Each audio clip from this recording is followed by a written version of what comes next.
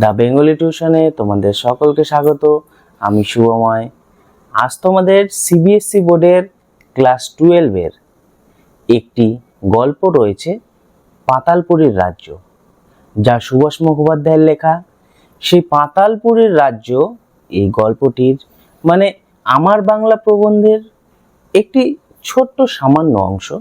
সেই পাতালপুরী রাজ্য যে তোমাদের অংশটি রয়েছে তার বিষয়বস্তু পাতালপুরীর রাজ্যটি কি নিয়ে লেখা, কেমন সেখানকার পরিবেশ পরিস্থিতি ছিল সেগুলো, এবং তার সাথে কিছু বড় প্রশ্ন, এটি নিয়ে আলোচনা করব। লেখক সুভাষ মুখোপাধ্যায় মূলত পাতালপুরীর রাজ্যে কয়লা খনির যে অঞ্চল, আসানসোলের যে কয়লা খনির অঞ্চল এবং সেখানকার মানুষজনের যে দুরবস্থা এবং তাদের কি কি অসুবিধার সম্মুখীন হতে হয়, মূলত সেগুলি তিনি একদিন তাদের সাথে সেখানে ঘুরেছিলেন এবং তাদের কি কি অসুবিধা সেগুলি আমাদের এই পাতালপুরী রাজ্য যে লেখাটি রয়েছে তার মাধ্যমে প্রকাশ করেছেন। লেখক বলেছেন, আসানসোল থেকে পশ্চিম দুয়ার বরাকরের দিকে তিনি যাচ্ছিলেন। বাইরে চোখ মেলে তাকানো যায় না এমন পরিবেশ। কারণ কি বলতো? কারণ রাঢ় দেশের যে মাটিগুলো, সেই রুক্ষ মাটি মনে হচ্ছে যেন আগুনের মতো জ্বলছে। যত দূর চোখ যায় একটি গাছের ছায়াও আমাদের লেখকের নজরে পড়ল না। শুধু পড়ল কি বলতো? কারখানার চিমনি এবং চিমনির যে আশেপাশের আরো যে সমস্ত সাজ সরঞ্জাম, চাকাওয়ালা যে সমস্ত সরঞ্জাম থাকে, একটি গাছ কেটে মানুষ এই যে যন্ত্র সভ্যতা তৈরি করছে, সেই যন্ত্র সভ্যতার বিভিন্ন জিনিস লেখকের নজরে পড়ল, কিন্তু একটি গাছও তার নজরে পড়ল না। শুধু কয়লা খনির হাঁ করা মুখ তিনি দেখলেন না। দূর থেকে দেখা যাচ্ছিল একটি পাহাড়। সেই পাহাড়টির খুব ছোট, তেমন কোনো বড় পাহাড় নয়। পাহাড়টির নাম হলো কল্যাণেশ্বরী পাহাড়, যা সিঁড়ির মতো ধাপে ধাপে সামনের দিকে এগিয়ে গেছে। মাঝে মাঝে বিরাট গর্ত হয়ে ঝুলে গিয়েছে গাছের সবুজ, এবং মাঝে মাঝে মালগাড়ির যে রেল লাইন, লাইনের যে লোহাগুলো, সেই লোহাগুলি লেখক দেখতে পেলেন। জায়গাটি দেখলে সহজেই বোঝা যায় সেখানে আগে খনি ছিল, এবং রাস্তার দুপাশ দিয়ে সারি সারি দোকান রয়েছে এখনো। লেখক যখন বরাকরে পৌঁছেছিলেন তখন রীতিমতো সন্ধ্যা হয়ে গিয়েছে। কাজেই বরাকরের যে সেখানকার পরিবেশ, সেই পরিবেশ তিনি সন্ধ্যাবেলা উপলব্ধি করতে পারলেন না। দেখো, রাত হয়ে গেলে সেখানকার আঞ্চলিক পরিবেশকে আমরা সেভাবে উপলব্ধি করতে পারি না, এটাই স্বাভাবিক।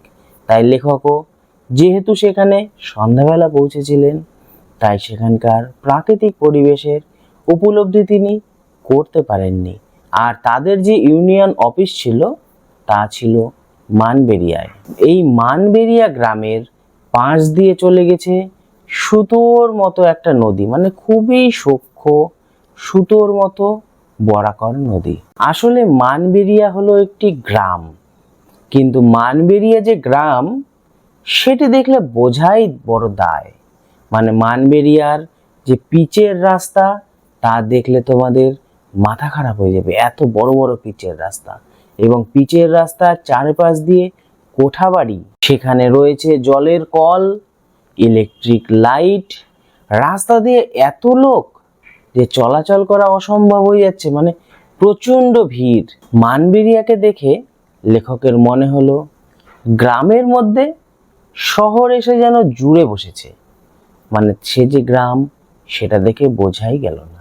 লেখক সেদিন রাত্রে শুনতে পেলেন সেখানে যাত্রাগান হবে, তাই তিনি সামান্য খাওয়া দাওয়া করেই যাত্রাগান দেখতে চললেন। কিন্তু গিয়ে দেখেন সেটি তো যাত্রাগান নয়, সেটি হলো রামলীলা। এক লেজঝুলো হনুমান হিন্দুস্তানি ভাষায় কি যে বলছিল, লেখক সেটি সঠিকভাবে বুঝতে পারেননি, কারণ লেখকের হিন্দুস্তানি ভাষাটা অতটা বোধগম্য ছিল না, এবং সেই রামলীলা দেখতেই শহরের সমস্ত লোক এসে একত্রিত হয়েছিল। বরাকর জায়গাটা ঘুরে লেখকের কিছুটা অবাকই লাগে, কারণ সেটা পশ্চিমবঙ্গে অবস্থিত হলেও সেখানে বাঙালিয়ানার বিন্দুমাত্র কোনো চিহ্ন ছিল না। দোকানে দোকানে হিন্দি সাইনবোর্ডে লেখা, সবাই কম বেশি হিন্দিতেই কথাবার্তা বলছিল। তাই সেখানকার ভাষাকে লেখক হিন্দুস্তানি ভাষা বলেছেন, এবং এখানকার রাত্রির যে চেহারা তাও লেখককে অভিভূত করেছিল। মানে রাত্রির যে চেহারাটা, কয়লা খনির যে চেহারা, তা লেখককে মোহিত করে তুলেছিল। যেদিকে তাকানো যাবে, মানে চোখ তোমার যত দূরেই যাবে ঠিক তত দূরেই গোটা মাঠগুলি যেন মনে হচ্ছে আগুনে জ্বলে উঠেছে। মানে আকাশের তারাগুলো যেন সেই মাঠে নেমে এসেছে, জ্বলজ্বল করছে মাঠগুলো। লেখক আরো অবাক হয়ে গেলেন যখন তিনি ঘুমোতে যান। মানে বালিশে মাথা দিয়ে ঘুমোচ্ছিলেন, এমন সময় ঠুং ঠাং ইত্যাদি শব্দ শোনা যাচ্ছে, কিন্তু চোখ খুলে তাকালেই কোনো আওয়াজ নাই। মানে চোখ খুলে যখন তুমি বিছানায় উঠে বসবে, কোনো আওয়াজ নাই। অতএব আওয়াজটা কোথা থেকে আসছে সেটা নিয়ে একটু সন্দেহ প্রকাশ হয়। আসলে লেখক সেদিনই তো রাত্রে প্রথম গিয়েছিল, আওয়াজ সম্পর্কে অতটা অবহিত ছিল না। পরে ধীরে ধীরে রহস্যটা খুলবে। ঠিক সেই সময় লেখকের মনে পড়ে তিনি তো বর্তমানে কয়লা খনির রাজ্যে রয়েছেন। অতএব মাটির নিচে সুড়ঙ্গ করে সেখানে কয়লা খনি কাজ চলছে, মানে কয়লা খোঁড়ার কাজ চলছে। শুধু দিনে নয়, রাতেও তারা কাজ করে। মানে 24 ঘন্টাই তারা শিফটিংয়ে, বিভিন্ন শিফটে কাজ করে। তবে কি সেই পাতালপুরি থেকেই আওয়াজটি আসছে? লেখক অবশ্য পরের দিন বরাকর ঘুরে দেখলেন, এবং পরদিন বরাকর ঘুরে ঠিক তিনি যেমন ভেবেছিলেন তার বিপরীত রূপে তিনি বরাকরকে দেখতে পেলেন। বরাকরের পুরো মাঠ বিষটায় ভরা, এবং দুর্গন্ধে সেখানে টেকা যায় না। লেখক সেখানে দেখতে পেলেন কলের চালুনিতে কয়লা মাড়াই করা হচ্ছে, এবং লোডিং কামিনরা সেই কয়লা ছোট ছোট ড্রামে করে মালগাড়িতে বোঝাই করছে। একটি কথা বলে রাখি, মেয়ে যারা মজুর তাদের বলা হয় কামিন, এবং কয়লা যারা বোঝাই করে তাদের বলা হয় লোডিং কামিন। তাদের গা দিয়ে প্রচণ্ড ঘাম বেরোচ্ছে, এবং কয়লার যে একটি মানে বাতাসে তার যে গুঁড়োগুলো ঘুরে বেড়াচ্ছে, সেই গুঁড়োগুলোতে তাদের চোখ টকটকে লাল হয়ে গিয়েছে কাজ করতে করতে। তারা যে এত পরিশ্রম করে, তোমাদের মনেই হতে পারে তারা প্রচুর টাকা বেতন পায়, কিন্তু না, 1 মাস খাটনি খেটেও তারা 15 টাকাও বেতন পায় না। সেখানকার মানুষেরা বস্তিকে একটি নাম দিয়েছে, তারা বস্তিকে বলে ধাওরা। রেল লাইনের এপারে ওপারে দুটি বস্তি রয়েছে, অর্থাৎ উঁচু ধাওরা, নিচু ধাওরা। উঁচু ধাওরায় যখন উঠবে, উঠলেই দেখতে পাবে একটি জলের কল রয়েছে সেখানে, এবং জলের কলের সামনে প্রায় 500টি বালতি উপর করে লাইন দেওয়া আছে। অনেক সময় দেখা যায় দোকানে কাপড় কিনতে গেলে বা রেশনের দোকানে আমরা লাইন দিয়ে দাঁড়াই, ঠিক তেমনি এখানে 2 ফোঁটা জলের জন্য মানুষ লাইনে দাঁড়ায়নি ঠিকই, কিন্তু তাদের কলসিগুলো লাইনে দাঁড়িয়ে রয়েছে একটি 2 ফোঁটা জলের জন্য। উপর ধাওরায় প্রায় 1000 জন মানুষের বসবাস, এবং এই 1000 জন মানুষের জন্য মাত্র 2টি কল বরাদ্দ করা হয়েছে মালিক পক্ষ থেকে। সেই দুটো কলেও 24 ঘন্টার মধ্যে মাত্র জল থাকে 3 ঘন্টা, এবং এই 3 ঘন্টার মধ্যেই যার যতটা সম্ভব জল ভরে নিতে হয়। তাই তোমরা স্বাভাবিকভাবেই বুঝতে পারছো জলের জন্য তাদের কতটা কষ্ট সহ্য করতে হয়, বা এই জল সংগ্রহ করতে গিয়ে তাদের কত মারামারি বা অত্যাচারিত হতে হয়। রাতের কাজ শেষ করে, মানে রাতের শিফটে যারা কাজ করছিল তারা কাজ শেষ করে উপরে উঠে আসে এবং তাদের গোটা শরীরে কয়লার গুঁড়ো মাখানো থাকে। এক ফোঁটা জলের জন্য তারা সারাদিন ছটফট করতে থাকে, মানে ওই যে ধাওরার যে লোকগুলো তারা সারাদিন ছটফট করতে থাকে। এবং লেখক যখন সেখান দিয়ে যাচ্ছিলেন, একজনকে একটি মুদির দোকানের সামনে মরা লাশের মতো তিনি পড়ে থাকতে দেখেছেন। আসলে সেই মেয়েটি 8 ঘন্টা কাজ করে কয়লা খনি থেকে উপরে উঠে এসেছে, আর এসে দেখেছে তার ভাই জল ভরতে পারেনি ঠিক সময় মতো। মানে তার ভাই হয়তো চেষ্টা করেছিল, কিন্তু যেহেতু সে ছোট বা তার হয়তো শক্তি নেই তেমন, সেই জন্য সে সেই রেষারেষিতে পেরে ওঠেনি, তার ভাই জল ভরতে পারেনি। এইবার সে ওইরূপ শরীর নিয়েই থাকতে হবে তাকে, কারণ স্নান করার কোনো জলের ব্যবস্থা নেই। তাকে ওই শরীর নিয়েই থাকতে হবে এবং ওই শরীর নিয়েই আবার তাকে শিফটে কাজ করতে যেতে হবে। তাই সেই মেয়েটি তার ধুলো মাখা কয়লার ছাইয়ের গা নিয়েই একটু জিরিয়ে নিচ্ছিল, কারণ তাকে সন্ধ্যাবেলা আবার খাদে কাজ করতে যেতে হবে। যে ধাওড়াগুলির কথা আমি বললাম তার মাঝখান দিয়ে গলি চলে গেছে এবং গলির দুপাশ দিয়ে স্তূপ দেখা যায়, মানে আবর্জনার স্তূপ লক্ষ্য করা যায়। সেখানে নর্দমার তো কোনো বালাই নেই, মানে তুমি যদি সেই গলিতে ঢুকো, একটা ঝাঁজ, সেই ঝাঁজে তোমার প্রায় দম বন্ধ হয়ে আসার উপক্রম হবে। কোনো সভ্য লোক যদি সেখানে একদিন থাকে, সে সেটাকে নরকবাস বলে মনে করবে, এটা কবি দাবি করেছেন। সেখানে যে ঘরগুলি দেখা যায় সেগুলি ঘর তো নয়, এক একটি পায়রার খোপ, এবং সেই ঘরে একটি মাত্র দরজা এবং জানলার বদলে সেখানে ঘুলঘুলি রয়েছে। এবং লেখকের মনে হয়েছে এটি শুয়োরের যে জেলখানা, মানে শুয়োরকে যেখানে বন্দিশালা বন্দি করে রাখা হয় এবং একটি গরম শিক ঢুকিয়ে তাদেরকে যে মারা হয়, ঠিক সেরকম শুয়োরের বন্দিশালার মতো তাদের এই ঘরগুলি, যেখানে তারা গাদাগাদি করে থাকে এবং একটি ঘরে অনেকজন করে বসবাস করে। সেখানে তাদের প্রাইভেসি বলে কিচ্ছু নেই, তারা একত্রিত হয়ে অনেকে সেই ঘরে বসবাস করে।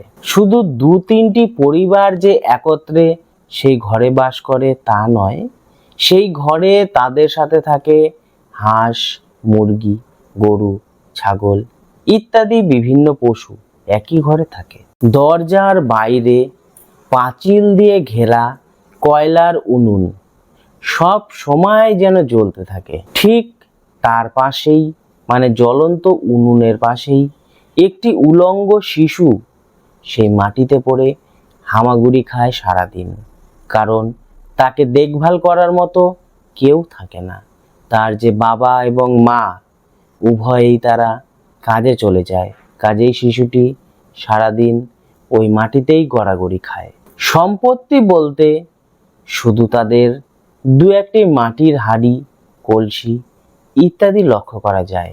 এবং তারা গরম ভাতের সাথে হলুদ গোলা জল, মানে তরকারিতে অন্য তো কিছু থাকে না, হলুদ গুলিয়ে একটি তরকারি তৈরি করে এবং সেই তরকারি দিয়ে তারা ভাত মেখে খেয়ে নেয়। 2-3 পুরুষ আগে যজ্ঞেশ্বর তুরীদের এখানে বসবাস ছিল। এই যজ্ঞেশ্বর তুরীদের প্রচুর জমি জায়গাও ছিল, কিন্তু কালক্রমে তারা সব জমি জায়গা খুইয়ে এখন বাপ বেটা মিলে এই খনিতে কাজকর্ম করে। পরিহারপুর নামের একটি গ্রাম দেখা যায় সেখানে। সেই গ্রামের যাদের বাসিন্দা, মানে যারা সেখানে বসবাস করে, তাদের কাছে সরকার থেকে বা মালিক পক্ষ থেকে নোটিশ এসেছে যে তাদের সেই গ্রাম ছেড়ে দিতে হবে। কিন্তু অজস্র স্মৃতি, অজস্র তাদের যে ভালো লাগা মন্দ লাগা, তারা ওখানেই তো বসবাস করছে। তাদের প্রচুর স্মৃতি নিয়ে তারা কি সেই গ্রাম ছেড়ে যেতে কেউ রাজি হবে? কিন্তু বাধ্য হয়ে তাদের সেই গ্রাম ছেড়ে অন্য জায়গায় বসবাস করতে হয় এবং তারা সেই কয়লা খনির কাজেই সবাই যোগদান করে। কয়লা খনিতে যদিও বা হাসপাতাল রয়েছে, কিন্তু সেই হাসপাতাল নরকের সমান। সেখানে কোনো কয়লা খনি আহত হলে, মানে কয়লা খনির যদি কোনো শ্রমিক আহত হয়, তারা চট করে সেই হাসপাতালে যেতে চায় না, কারণ তারা হাসপাতালে যাওয়া আর জমের বাড়ি যাওয়াকে সমান মনে করে। যাদের মরণেও কোনো ভয় নেই তারাই শুধুমাত্র হাসপাতালে যায়। এছাড়া কয়লা খনিতে কাজ করতে গেলে অনেক সময় দেখি না আমরা ইনজিওর্ড হয়ে যায়, মানে অঙ্গহানির যে সমস্ত ক্লেমগুলা পাওয়া যায় সেই ক্লেমগুলা শুধু বড় লোকেরাই পেয়ে থাকে। গরিবদের জন্য সেই ক্লেম বা দাবি দেওয়া হয় না। কেষ্ট তেলি ট্যান্ডেল কুলির কাজ করে। একবার একটা লোহার ফটক পড়ে তার ঘাড়ের উপর পড়েছিল এবং তারপর থেকে তার ঘাড়টা বেঁকে যায় এবং কাজ করতে করতে তার একটি চোখ কানাও হয়ে গেছে।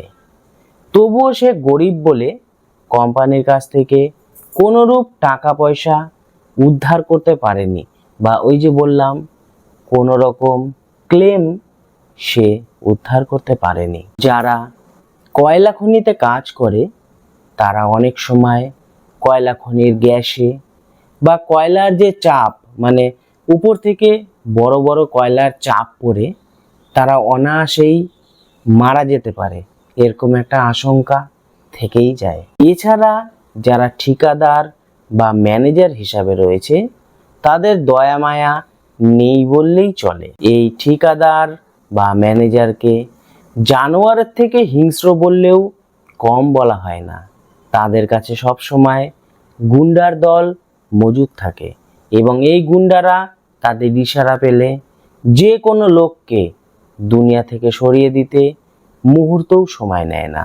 একটি নমুনা দিয়েছিলেন আমাদের লেখক। বালতরিয়ার খাদে এক মুন্সির লাথিতে মারা গিয়েছিল ত্রিভঙ্গ রায়। ত্রিভঙ্গ রায়কে মেরে ফেলা হয়েছিল ঠিকই, কিন্তু তার লাশ তারা গুম করে দিতে পারেনি এবং এই ত্রিভঙ্গ রায় ছিলেন সংসারের একমাত্র উপার্জনকারী। ত্রিভঙ্গ রায়ের জীবনের দাম হিসাবে পরিবার 800 টাকা জরিমানা চেয়েছিল এবং কোর্ট থেকে সেটার মামলা করা হয়েছিল এবং দীর্ঘ 1 বছর এই মামলাটি চলেছিল, যেখানে তার পরিবারের প্রায় 800 টাকা খরচই হয়ে গিয়েছিল এবং লেখকের জানা নেই পরবর্তীকালে সেই 800 টাকা তারা পেয়েছিল কিনা।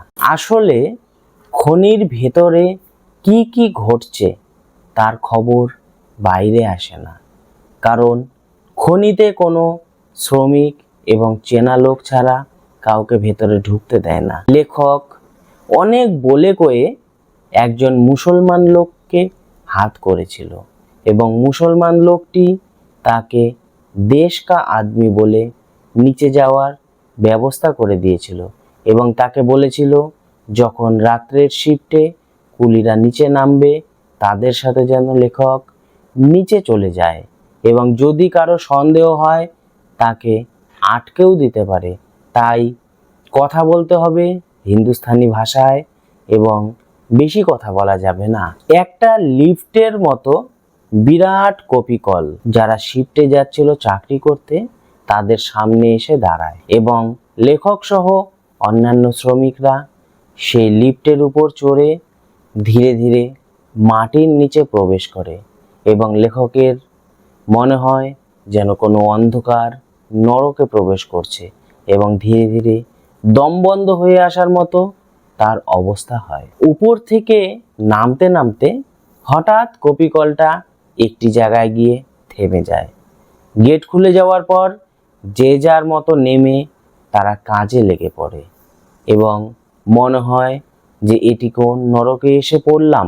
লেখক তখন দেখতে পান খাদের গা বেয়ে জল চুইয়ে পড়ছে বিভিন্ন জায়গায় এবং দূরে দূরে, মানে এখানে যদি একটি ইলেকট্রিক বাল্ব হয় আর একটু দূরে ইলেকট্রিক বাল্ব, অনেকটি দূরে দূরে ইলেকট্রিক বাল্ব তিনি দেখতে পান।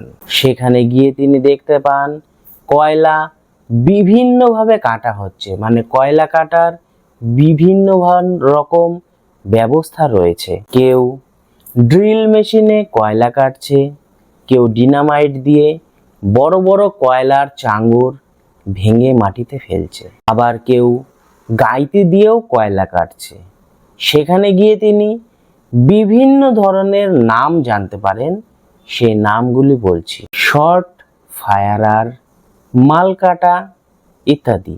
এই বিভিন্ন ভাষা বিভিন্ন জন বলছে, মনে হচ্ছে যেন পাঁচমিশালি ভাষা রয়ে গেছে ভিতরে। খাদের নিচের টবে কয়লা ভর্তির পর সেই কয়লা ওপরে তোলে হালেজ খালাসিরা। ভেতরে যে রেল লাইন রয়েছে সেই রেল লাইন দেখাশোনার কাজ আছে সাফাই কুলিদের। ভর্তি টব ঠেলে নিয়ে যাওয়ার কাজ করে টালোয়ানরা। উপরের যে ছাদ, সেই ছাদ ভেঙে পড়ার মতো অবস্থা হলে সেই ছাদকে ঠেকা দিয়ে, মানে কাঠের যে মিস্ত্রিরা রয়েছে তাদের বলা হতো কাঠ মিস্ত্রি। হঠাৎ যদি কখনো জল চলে আসে তাহলে রয়েছে পাম্প খালাসি ও বেলিং খালাসি। এদের সকলের উপর খবরদারি করে পিট সরকার। ভেতরের যারা শ্রমিক রয়েছে তাদের পদে পদে দুর্ঘটনা ঘটার সম্ভাবনা রয়েছে, তাই দুর্ঘটনাকে এড়িয়ে তাদের কাজ করে যেতে হয়। এক মুহূর্ত যদি কেউ অসতর্ক হয়ে যায় তাহলেই ঘটে যেতে পারে দুর্ঘটনা। এক পালিতে খেটে যা আয় হয় সেই আয় দিয়ে অনেকের পোষায় না বলে তারা পরপর দুই পালিত খাটে। তবে বেশি কাজ করলেই কি হবে, তারা বেশি দিন বাঁচে না। তাদের যক্ষা, নিউমোনিয়া, হুপিং কাশি, টিবি ইত্যাদি রোগ হয় এবং তারা অল্প দিনেই মারা যায়। আরেকটি সমস্যা রয়েছে সেখানে, প্রত্যেকের শ্রমিক সহ সবাইকে তাদের একটু নিচু হয়ে হাঁটতে হয়, না হলে উপরের যে কয়লা পাথরগুলো রয়েছে সেই পাথরগুলো যে কোনো সময় মাথায় লাগতে পারে এবং বিপদ ঘটার সম্ভাবনা রয়েছে। লেখক এসব দেখে যখন বাইরে এলেন তখন প্রায় ভোর। তিনি মাত্র 2 ঘন্টা ছিলেন ভিতরে, কিন্তু এই 2 ঘন্টায় তার মনে হয়েছে তিনি কোনো নরকবাস করে এলেন। সেই খনির পাশেই সাহেব এবং ঠিকাদারদের বড় বড় বাংলো দেখা যায় এবং সেই বাংলোর সামনে ফুটে রয়েছে লাল লাল ফুল। মনে হয় হাজার হাজার শ্রমিকের বুকের রক্ত সেই লাল লাল ফুলের মাধ্যমে ফুটে রয়েছে। তবে কবি কাজী নজরুল ইসলামের মতো সুভাষ মুখোপাধ্যায়ও আশার আলো দেখেছেন। তিনি দেখেছেন কয়লা খনির শ্রমিকরা একদিন এই অন্যায় অত্যাচারের বিরুদ্ধে গর্জে উঠবে। তাদের একদিন এই অন্যায়ের বিরুদ্ধে মুক্তি তাদের হবেই এবং আগেকার মতো এই শ্রমিকরা এখন আর চুপ করে থাকে না, তারা ইউনিয়ন তৈরি করেছে। সাঁওতাল বিদ্রোহের রক্ত যাদের শিরায় শিরায়, তারা আজ অন্ধকার থেকে উঠে দাঁড়াতে শিখেছে। লেখক বিশ্বাস করেন বিরসা মুন্ডার মতো রক্ত যাদের গায়ে রয়েছে তারা ভগীরথের মতো রক্ত গঙ্গাকে মাটির নিচ দিয়ে বইয়ে নিয়ে যাবে। পিতৃপুরুষের ক্ষুধিত আত্মাকে তৃপ্ত করবে তারা। লেখক বিশ্বাস করেন সেই দিন আসতে আর বাকি নেই যেদিন খনি মালিক সাহেবদের বাগানের লাল ফুল আগুন হয়ে দেখা দেবে লাল হিসেবে এবং সেই আগুন জ্বলে উঠবে প্রত্যেকটি খনির যে শ্রমিকরা রয়েছে তাদের রক্তের মধ্য দিয়ে। এখানেই এই গল্পটি শেষ হলো। এবার এই গল্পটির 4টি 4টি বড় প্রশ্ন নিয়ে আমি আলোচনা করব। আশা করি তোমাদের অনেক কাজে লাগবে। জানোয়ারের চেয়েও বেশি হিংস্র এরা। এরা বলতে কাদের কথা বোঝানো হয়েছে? উত্তর: 20 শতকের 4 দশকের কবি সাহিত্যিক সুভাষ মুখোপাধ্যায় রচিত পাতালপুরীর রাজ্যে নামাঙ্কিত গদ্য থেকে এই উক্তিটি নেওয়া হয়েছে। প্রশ্নোক্ত অংশে জানোয়ার বলতে কয়লা খনির ঠিকাদার ম্যানেজারকে বোঝানো হয়েছে। জানোয়ারের চেয়েও বেশি হিংস্র এরা, এই উক্তির কারণ কি? উত্তর: কয়লা খনির কুলিদের জীবন সংগ্রামের চিত্র তুলে ধরেছেন সুভাষ মুখোপাধ্যায়। খনির শ্রমিকদের বেঁচে থাকাটা যেন কোনো রকমে প্রাণটাকে বাঁচিয়ে রাখা। আলো বাতাসহীন সুড়ঙ্গে তাদের কাজ করতে হয়। সে কাজ কোনো দিন নেই, কোনো রাত নেই, অথচ মাস গেলে এরা অতি সামান্য অর্থ পায়। সে অর্থে সংসার চলে না। মাটির নিচের জ্বলন্ত অগ্নিকুণ্ডে এরা কাজ করে, অথচ এক ফোঁটা জলও এরা পায় না। অন্ধকূপের মতো এরা থাকে, সেখানে একটি মাত্র দরজা, না আছে শোয়ার জায়গা, না থাকে রান্নার স্থান। ঠিকাদার এদেরকে দিয়ে দিন রাত কাজ করিয়ে নেয়, ম্যানেজার এদের ঠকায়। তাই দয়ামায়াহীন এই লোকেদের সুভাষ মুখোপাধ্যায় জানোয়ারের চেয়েও হিংস্র বলে চিহ্নিত করেছেন। এদের বিরুদ্ধে রুখে দাঁড়ানোর শক্তি কারো নেই। শ্রমিকরা মাথা উঁচু করে শুধু নির্দেশগুলিকে মেনে নিতে হয়। মনিবের ইশারায় জীবন্ত এই প্রাণগুলি লাশে পরিণত হয়। পাতালপুরীর কোটাল এরা। কাদেরকে কেন পাতালপুরীর কোটাল বলা হয়েছে? উত্তর: সংগ্রামী কবি ও লেখক সুভাষ মুখোপাধ্যায়ের লেখা পাতালপুরীর রাজ্যে নামাঙ্কিত গদ্য থেকে এই অংশটি সংকলিত হয়েছে। পিট সরকার, ইনচার্জ আর ওভারম্যানকে পাতালপুরীর কোটাল বলা হয়েছে। কয়লা খনির মানুষরা দিন রাত কাজ করে, অথচ এরা ভালোভাবে বেঁচে থাকার সুযোগ পায় না। এক মুঠো পেট ভরে খেতেও পায় না। তাদের দু চোখে কোনো স্বপ্ন নেই। লেখক লুকিয়ে খাদের নিচে নেমেছিলেন। পরবর্তী অংশ আছে। দেখেছিলেন কি অসম্ভব পরিশ্রমে এরা গোলকধাঁধার মতো সুরঙ্গে চলেছে। এরা জীবন মৃত্যুর অর্থ জানে না, শুধু গাইতি চালিয়ে কয়লা কাটে। শ্রেণী বিভাজিত অ্যাকচুয়ালি। সমাজে খেটে খাওয়া মানুষ কখনো মানুষের মর্যাদা পায় না। পদে পদে দুর্ঘটনা বাঁচিয়ে রক্ষা কবচের মতো কয়লা কাটায় শ্রমিকরা প্রাণটাকে ধরে রাখে। তাদের ঠকায় পিট সরকার, ইনচার্জ আর ওভারম্যান প্রত্যেকে, অথচ তারা প্রতিবাদ করতে পারে না, বেশি দিন বাঁচেও না। কেননা হুকওয়াম, যক্ষা, কুষ্ঠ আর নিউমোনিয়া তাদের নিত্য সঙ্গী। অথচ পাতালপুরীর কোটালরা তাদের জন্য কোনো চেষ্টাও করে না। এরা যেন দয়াহীন নাগিনীর মতো। বিরসা মুন্ডার বংশধরেরা ভগীরথের মতো মাটির নিচে বইয়ে নিয়ে যাবে রক্তগঙ্গাকে। এই উক্তির তাৎপর্য ব্যাখ্যা করো। উত্তর: সুভাষ মুখোপাধ্যায় সংগ্রামী লেখক, প্রতিবাদের লেখক, শ্রেণী সচেতন লেখক। তার লেখার মধ্যে বিপন্ন মানুষের প্রতি শ্রদ্ধা, সহমর্মিতা দেখা যায়। এই মানুষদের জন্যই তিনি মিছিলে পা রাখেন, এদের ব্যথায় ব্যথিত হন।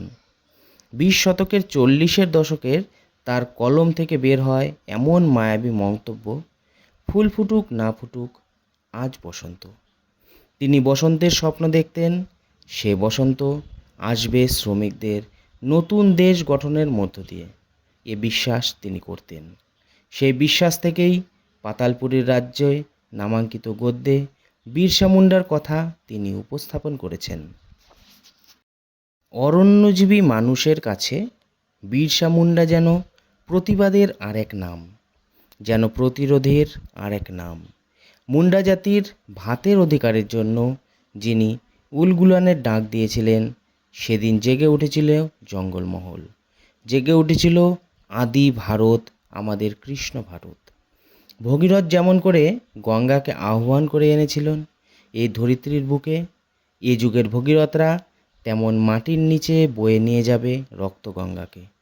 অর্থাৎ খনির মজুররা আবার জেগে উঠবে।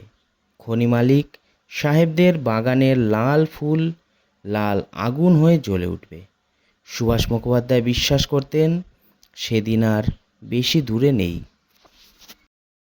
তাদেরই দিকে তাকিয়ে খনি মালিক সাহেবদের বাগানের লাল ফুল লাল আগুন হয়ে জ্বলে উঠবে। কোন প্রসঙ্গে এই মন্তব্য? সুভাষ মুখোপাধ্যায়ের লেখা মানে প্রতিবাদ আর প্রতিরোধের লেখা। বিজন ভট্টাচার্য কিংবা মানিক বন্দ্যোপাধ্যায়ের মতো তিনিও প্রতিবাদী লেখক। ইতিহাসের পৃষ্ঠা থেকে তিনি চয়ন করে আনেন অভিজ্ঞতার নির্যাস। বিশ্বাস করেন একদিন শ্রমজীবী মানুষ জেগে উঠবে। তাদের প্রতিবাদের প্রতিরোধে ভেসে যাবে সমস্ত প্রতিকূলতার প্রাচীর। একদিন অত্যাচারী খনি মালিক সাহেবদের বাগানের লাল ফুল লাল আগুন হয়ে জ্বলে উঠবে। সেই প্রসঙ্গে এই বক্তব্য। তাদেরই দিকে তাকিয়ে খনি মালিক সাহেবদের বাগানের লাল ফুল লাল আগুন হয়ে জ্বলে উঠবে। মন্তব্যটির অন্তরালে ইতিহাসের কোন সত্য উদ্ভাসিত হয়েছে তা লেখো। উত্তর: খাদের নিচে জীবনকে বাজি রেখে একদল মানুষ দিন রাত কয়লা তোলে। এরা বেঁচে থাকার অর্থ জানে না। সারাদিন উদয় অস্ত পরিশ্রম দিয়েও পেট ভরে খেতে পায় না। কখনো ড্রিল মেশিনে, কখনো ডিনামাইট চালিয়ে, কখনো বা গাইতে দিয়ে এরা কয়লা কাটে। খাদের নিচে ধোঁয়ায় বিষ বাষ্পে এদের মৃত্যু ঘটে। কর্তৃপক্ষ এইসব খনিগর্ভের মধ্যে কাজ করা মানুষদের কথা ভাবে না। তাদের বাঁচা মরার বিষয় নিয়ে কোনো ভাববার অবকাশও তারা পায় না। অথচ এই মানুষরা একদিন সাঁওতাল বিদ্রোহ ঘটিয়েছিল। এই বিরসা মুন্ডার দল একদিন রক্ত গঙ্গা বইয়ে দিয়েছিল। লেখক জানেন একদিন সাহেবদের বাগানের লাল ফুল লাল আগুন হয়ে জ্বলে উঠবে।